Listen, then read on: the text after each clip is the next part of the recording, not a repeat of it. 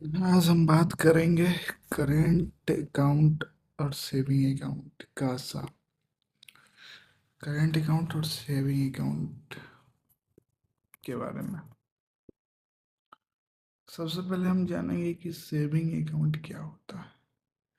तो saving account के बारे में अगर हम बात करें तो सेविंग अकाउंट यानी होता है, इसको हिंदी में कहेंगे बचत खाता।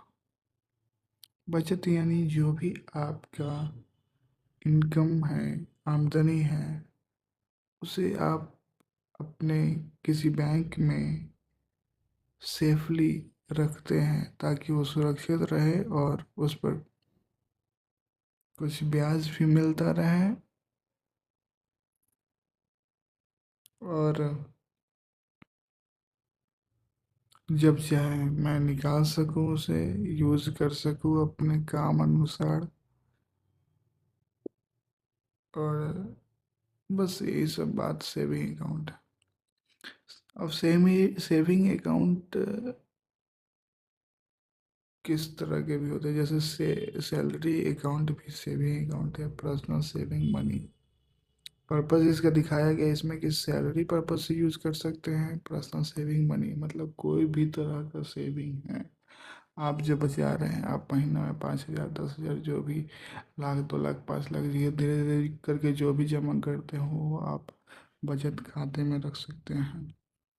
इस पे आपको गवर्नमेंट बैंक और प्राइवेट बैंक सभी मिलाकर आपको लगभग 3 से 4% के एनुअल इंटरेस्ट रेट दे देता है। लेकिन इसमें कुछ कंडीशंस है, जैसे कि अकाउंट्स पर्सनल यूज़ के लिए होते हैं, यानी कि आप इसमें ट्रांजेक्शन्स ज़्यादा नहीं कर सकते हैं क्योंकि आपका टर्न ओवर उतना नहीं होता होगा। इसमें आप पैसा रख सकते हैं ज़्यादा, लेकिन उसके लिए एक कंडीशन भी है, ये है कि आप पैसा धीरे धीरे करके सेव कर सकते हैं और धीरे धीरे करके जमा करिए, कोई दिक्कत नहीं होगा। 10 लाख 20 लाख 50 लाख कोई दिक्कत नहीं होगा।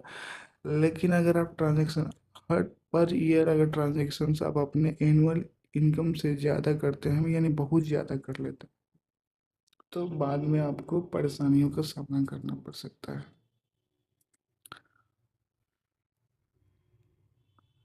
जैसे मैं कुछ एग्जांपल्स है, जैसे सेविंग अकाउंट के भी कुछ टाइप्स हैं।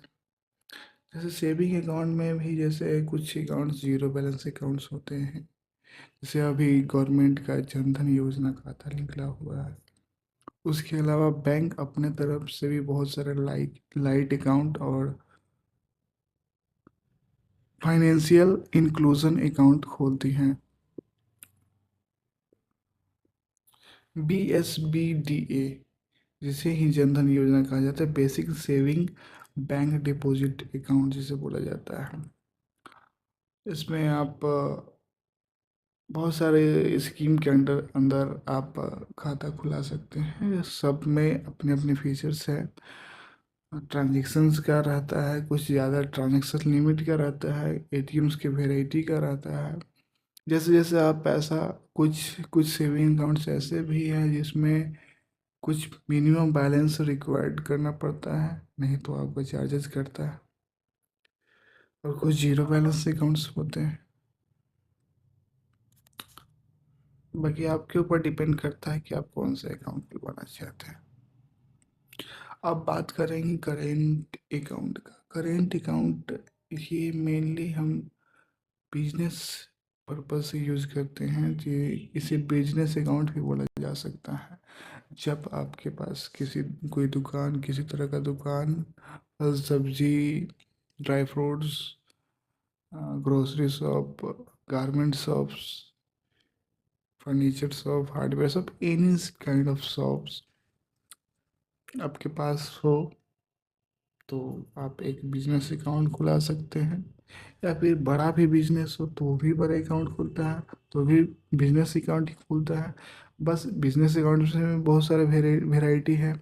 जैसे अब उसमें आप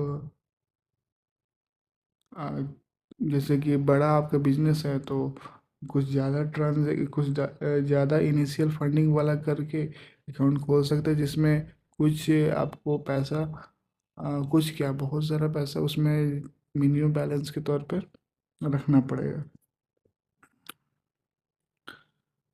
और जैसे बैंक ऑफ बड़ौदा में अभी एक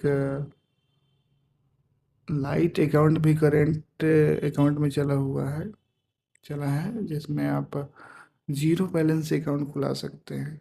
हाँ, वो अलग बात है कि बैंक आपसे बोलती है कि इनिशियल फंडिंग के तौर पे आपको 10,000 5,000 रुपये डिपॉजिट करना पड़ेगा। लेकिन ये मैंडेटरी नहीं होता, कुछ लोग करते भी हैं, नहीं भी करते, उससे कोई दिक्कत वाली बात नहीं है।